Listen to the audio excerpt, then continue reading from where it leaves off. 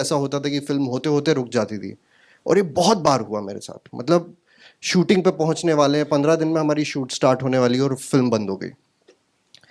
And मेरी माँ हमेशा कहती थी कि आपको शायद भगवान इसलिए टेस्ट कर रहा है, कहीं ना तो कहीं वो जब आपको देगा तो ऐसा देगा कि आप जिंदगी भर याद रखोगे। Dhurandhar is going on to possibly become commercially the biggest Indian film in history. This is triumphant in many aspects, and it is a story of resilience of not only the actor Ranveer Singh but the director Aditya Dhar. Everybody working in the Hindi film industry waits for that one big break to become a feature film director. The traditional route to make this a reality is usually associated with years of toiling and working as an assistant director with established production companies, with the hopes and prayers that one day you will be given the reins of your own creation. This was Aditya Dhar, having worked as a lyricist for a few songs and working alongside Priyadarshan as an assistant director and dialogue writer for films like Akrosh and Tez. When Priyadarshan reflects on the same, he states on how Dhar was frustrated on not being given credit for films that he had himself penned down. मेरी journey में काफ़ी धोखे थे, काफ़ी स्क्रिप्टें थी जो मुझसे चुरा ली गई, और 100 करोड़ की फिल्में बन गई उनकी। I wouldn't want to reduce someone's journey to fate, because Dhar's success is always associated with his projects being considered to be the underdog by the masses and him going on to prove all the naysayers wrong. In Dhar's journey of finally someone putting their bets on him after multiple movies getting cancelled, Ronnie Screwvala plays a key role in making that a reality. Screwvala is considered to be one of the brightest minds of Hindi cinema, responsible for the UTV revolution of the 2000s that was famous for putting their bets on offbeat subjects in what I consider genuinely to be one of the most beautiful phases of Hindi cinema, where high concept Hindi films were celebrated by the audience as well. When Screwvala started his own production company in the form of RSVP in 2017, the assumption within the industry was that he would invest in similar surprising themes. We exactly saw this with his initial slate of movies like Karwa and Kedarnath, but I think no one anticipated the commercial blockbuster that was brewing up to release in the following year. Aditya Dhar, a first-time feature film director, directed Uri the Surgical Strike, a movie based on the retaliation by the Indian Army after 19 Indian Army soldiers were killed by Pakistani terrorists. A movie that Dhar researched about and wrote with the same fear he has always had in his career.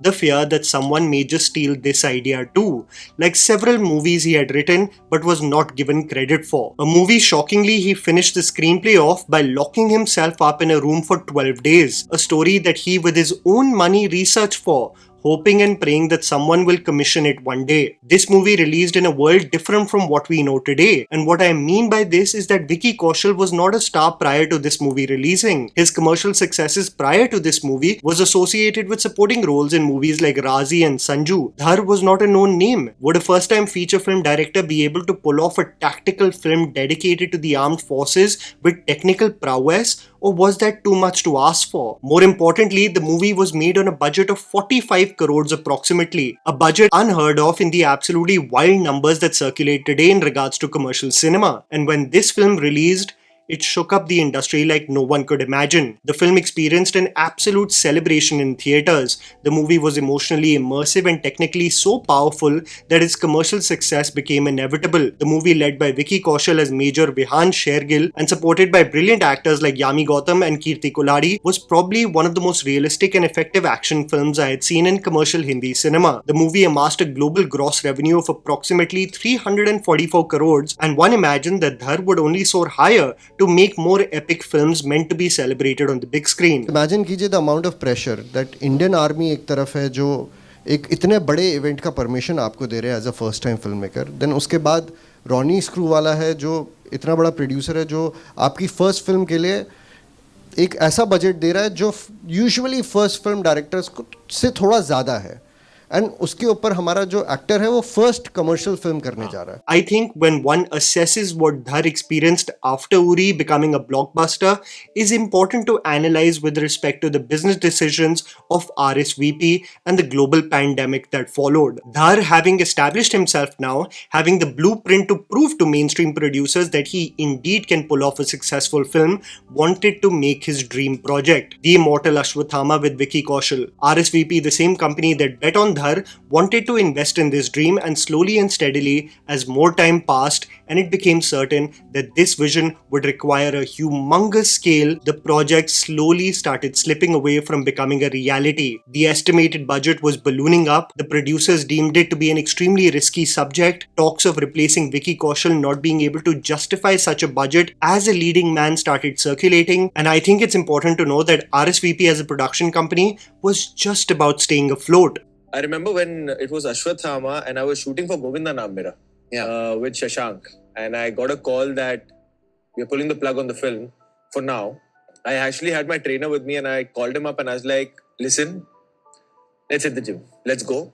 And I told him, you give me the most difficult workout because I really wanted to vent it out. Because that was the film I had really given like 2 years to. Uri and its success made them assume that they could double down and do a list of films based on the armed forces. The likes of Tejas and Pippa got severely delayed due to the pandemic and ultimately made the production company lose money. Sam Bahadur provided some respite in being a moderate success, but shockingly, this has been their only commercial success post the pandemic in theatres, otherwise a slate only associated with disasters or digital releases. Looking at their own financial state, they could not put all their bets on Ashwatthama. Could this project be saved in any way? Maybe if Dhar ropes in a bigger star. Maybe if Allu Arjun agrees to do this project, there could still be some hope. And when the last-ditch effort also did not reach fruition, Dhar, who had spent years developing a project, creating storyboards, visual models on what this world would aesthetically look like, it all got shelved and Dhar had to start over. 5 years since his last directorial venture and his biggest vision being cancelled can be extremely disheartening for any creator. And this is where the journey of resilience makes me root even more for the success of Dhar, something he said even after the success of Uri. हम सोच लेते हैं कि यार मेरी किस्मत में नहीं था, आपकी किस्मत में है, आपको बस एथिकली जेन्युइनली सिर्फ मेहनत करनी है. वो आपका चांस 3 साल में भी आ सकता है, वो आपका चांस 30 साल में भी आ सकता है.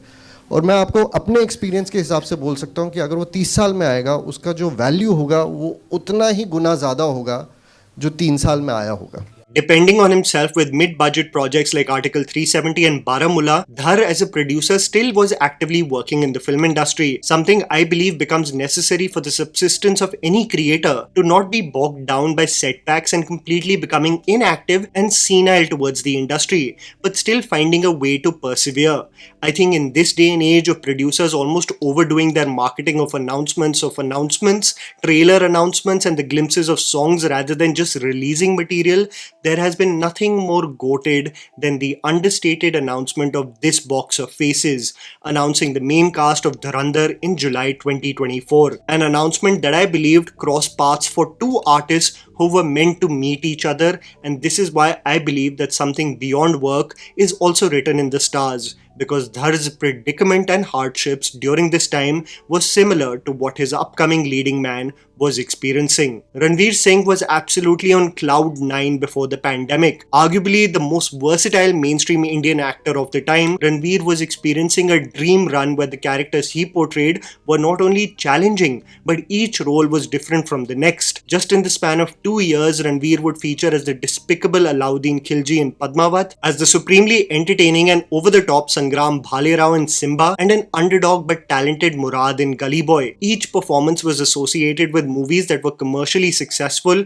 accessible, and artistically challenging, and Ranveer was celebrated by the audience. The pandemic and the changing patterns of media consumption, however, post the pandemic, drastically changed this mood. What happened that the once celebrated star who was consistently featuring in blockbusters now was struggling commercially? What was missing? The talent was never questioned, but why was there not a patronage anymore for the movies he was featuring in? It's a rather complex analysis of what may have changed. It's presumably a multitude of factors. Think about 83 for example. Ranveer Singh as Kapil Dev was absolutely flawless. A movie that may have suffered due to its predictable structure with its screenplay, something that has become associated with Kabir Khan directorial ventures that have elements that are admirable but never catapult to becoming exceptional. Was Ranveer's ability as an actor bogged down due to a generic treatment of an iconic chapter of history? Maybe, but this film also released at a time when the film industry, especially the industry of exhibiting films in theatres, was going through an unpredictable phase due to the COVID variant of Omicron, making life hell for everyone globally. The fear of even stepping out of one's homes led to many not even seeing this film in theatres. I think the problem with 83 is twofold, however, as the movie, even after its digital release, has not become an active part of film discourse. It's regarded as a well-intentioned and good film, but I still believe it's a movie where Ranveer's acting performance was far superior than the film itself. In this unpredictable phase, I still remember watching Jayesh Bhai Jordar in an empty theatre, being swayed by the gentle and sweet nature of this small film, and still looking around and wondering why there was not a patronage for this film. What was happening that Ranveer's movies were just not generating any buzz? And I think the final nail in the coffin for most people was the Rohit Shetty starrer Circus that I still believe was a fever dream movie experience. The struggles of not only Ranveer Singh but Hindi cinema were palpable in the air post the pandemic. 83 would not sell tickets in theatres, but Pushpa starring Allu Arjun would. Yash's KGF Chapter 2 that released in 2022 became one of the biggest hits in Hindi specifically. There was a genuine feeling of the tide shifting, and I think the audience started resenting Hindi film actors too, for taking the audience for granted, for not providing them a spectacle that would be worth the theatre experience. Something that changed in 2023 with Hindi cinema ruling the calendar year. But I remember at the end of 2022, Hindi film producers got a reality check. Rohit Shetty, a director who was considered to be a savior of Hindi cinema post the pandemic, with providing a financial hit in the form of Suryavanshi, started to believe his own hype, talking about how his rooted nature is actually the reason why he has an unbreakable bond with the audience. The rejection and criticism towards Circus made it very clear that the overconfidence was anchored in delusion as well. Ranveer also, while struggling commercially as an actor in this phase, was overcompensating with his public appearances, in my opinion, accepting every award under the sky, promoting films with this eccentric madness that I believe was overshadowing the earnest films that he was doing, and something that the audience had reached a point of lethargy with. And in 2023, if you are someone like me who does commentary on film and media or is chronically online, would notice a shift happen. I remember Googling or being on Wikipedia or something, and there was like, Ranveer Singh is one of the highest paid, most acclaimed Indian actors who's also known for his flamboyant fashion. I was like, when did this make it to the one-liner of me? I don't want. Public appearances and interviews became almost negligible.